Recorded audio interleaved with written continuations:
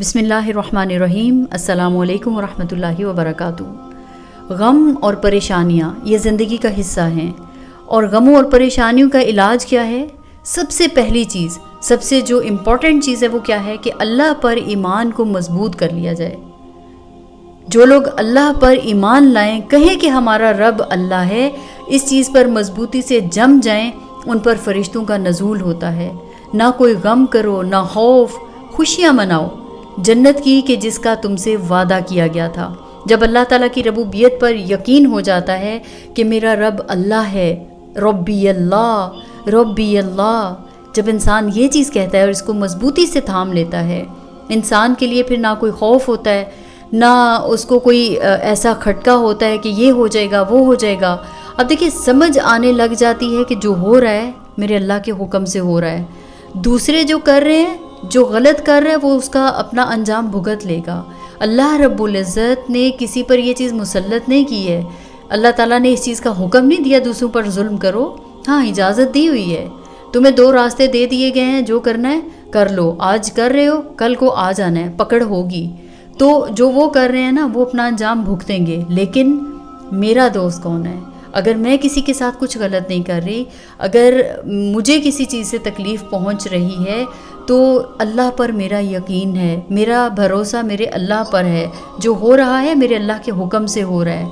मेरा दोस्त मेरा अल्लाह है, मेरा मददगार मेरा अल्लाह है, मुझे अल्लाह की हिमायत हासिल है। तो जाहिर है जिसके साथ अल्लाह है उसको डरने की फिर ज़रूरत नहीं है। अल्लाह ताला से बड़ी ना कोई क़ुव्वत है, ना अल्लाह से बड़ी कोई ताकत है। और अल्लाह पर ईमान क्या है, अल्लाह पर भरोसा क्या है, यकीन क्या है? यानी एक मिसाल दी जाती है ना कि अगर आपकी जेब भरी हुई है, आपकी पॉकेट में पैसे हैं, तो फिर आप यकीन करते हैं, तो वो फिर अल्लाह पर यकीन नहीं कर रहे हैं। यानी अगर जेब खाली है तो फिर आप रोना धोना शुरू कर दें कि अब क्या बनेगा। ये अल्लाह पर भरोसा नहीं है। अल्लाह पर यकीन क्या है? आपकी जेब खाली है, किसी तरह के कोई वसाइल नज़र नहीं आ रहे, हर तरफ अंधेरा नज़र आ रहा है, तो तब ये चीज़ जो है अल्लाह पर ईमान होगा। ये चीज़ यानी अल्लाह ताला पर यकीन जो है, ये बेसिकली ईमान है। ईमान को मजबूत करना ये है। इसका मतलब ये नहीं है कि हाथ पर हाथ रख कर बैठ जाएं, कोशिश ही छोड़ दें। कोशिश ज़रूर करें, लेकिन ईमान और यकीन अल्लाह पर होना चाहिए। और जब गम हद से बढ़ जाए, हर तरफ सिर्फ अंधेरा नज़र आ रहा है। एक सिस्टर पूछ रही थी कि बाज़ दफ़ा ऐसी कंडीशन हो जाती है कि जैसे जब बहुत शिद्दत इख्तियार कर जाता है ना गम, तो फिर उस वक्त कैफियत क्या होती है? ना तो ज़ुबान से कोई ज़िक्र करने हो रहा होता है, ना ज़ुबान से कोई लफ्ज़ अदा हो रहे होते हैं। यूँ महसूस होता है जैसे इंसान बिल्कुल अंधेरे में है, उसको किसी तरफ कोई रास्ता नज़र नहीं आ रहा। तो तब दिल चाहता है कि बिल्कुल खामोश हो जाए।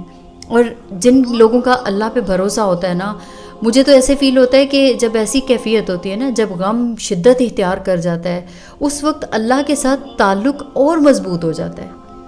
जब आप नॉर्मल हालात में भी अल्लाह के साथ राबिते में हैं, मुसलसल अल्लाह का ज़िक्र करते हैं, अल्लाह के साथ ताल्लुक़ रखते हैं, और जिन लोगों का नहीं भी होता है उन पर भी जब कोई गम डालता है, जब कोई मुसीबत परेशानी आती है ना, तो वो भी अल्लाह के करीब हो जाते हैं। तो जब ऐसी कैफियत हो, और समटाइम्स ऐसी कैफियत हर इंसान की ज़िंदगी में होती है, कभी कभी ऐसे हालात आ जाते हैं कि एकदम से माइंड ब्लैंक हो जाता है, बिल्कुल ना ज़ुबान से लफ्ज़ अदा करने को दिल करता है, दिल चाहता है बस खामोश होकर एक कोने में बैठ जाओ। ना तो इंसान रो पाता है, ना इंसान हंस सकता है, मतलब बिल्कुल ब्लाइंड हो जाता है। उस वक्त जब ऐसी कंडीशन हो, तो उस वक्त अल्लाह ताला पर मज़ीद जो है भरोसा बढ़ जाता है, अल्लाह ताला पर यकीन बढ़ जाता है, अल्लाह के साथ ताल्लुक़ मज़बूत होता है। उस वक्त ये महसूस हो रहा होता है कि हाँ, मैं अगर बोल कुछ भी नहीं पा रही हूँ, मेरा अल्लाह सुन रहा है। अल्लाह जानता है कि इस वक्त इसके दिल पे क्या गुजर रही है, अल्लाह जानता है कि इस वक्त मेरे बंदे को कितनी तकलीफ़ है। तो याद रखिए, जो एक ईमान वाला इंसान है ना, जिसके अंदर जो एक मोमिन है, उसकी क्या हालत है कि अगर उसको एक कांटा भी चुभता है तो उसके बदले में उसके दर्जात बुलंद किए जाते हैं, उसके बदले में उसकी ख़ताएँ माफ़ की जाती हैं। तो जब आप गम की शिद्दत में हैं, तो सोचिए कि उस वक्त वो रब कितना मेहरबान होगा, उस वक्त कितने वो दर्जात इस सब्र के बदले में, जो उस गम के बदले में किया जा रहा है, कितने बुलंद करता होगा। लेकिन एक चीज़ रसूलुल्लाह सल्लल्लाहु अलैहि वसल्लम ने फरमाया है कि जब गम शिद्दत इख्तियार कर जाए, जब परेशानियाँ बहुत बढ़ जाएं, دنیا کا کتنا بھی بڑا غم ہو، کتنی بڑی پریشانیاں ہوں، کیسی بھی کرب کی کیفیت ہے، جب ہم ایک دفعہ پڑھتے ہیں لا الہ الا انت سبحانک انی کنت من الظالمین، تو جس غم کے لیے، جس پریشانی کے لیے یہ پڑھا جائے گا، وہ غم دور کر دیا جائے گا، وہ پریشانی دور کر دی جائے گی۔ جس حالت کے لیے یہ الفاظ پڑھے جائیں گے وہ حاجت پوری کر دی جائے گی۔ یہ حضرت یونس علیہ السلام کی دعا ہے، جب وہ مچھلی کے پیٹ میں تھے تو اس اندھیرے اور اس بے بسی کی حالت میں انہوں نے یہ الفاظ پڑھے تھے، ان الفاظ میں اپنے رب سے دعا کی تھی، اللہ رب العزت نے ان کی دعا پوری کر دی، ان کا غم دور کر دیا۔ تو آپ بھی جب بھی کبھی کسی پریشانی میں ہوں، کسی اندھیرے میں ہوں، جب بھی کسی ایسی حالت میں ہوں کہ جب سمجھیں کہ غم اتنا بڑھ گیا ہے کہ اب کوئی راستہ ہی نظر نہیں آ رہا، اس وقت یہ الفاظ دہرائیں۔ اللہ رب العزت اس دعا کی برکت سے سارے غم، ساری پریشانیاں دور کر دے گا۔ لیکن ساتھ اللہ کی رحمت پر یقین، اللہ پر بھروسہ یہ بہت مضبوط ہونا چاہیے۔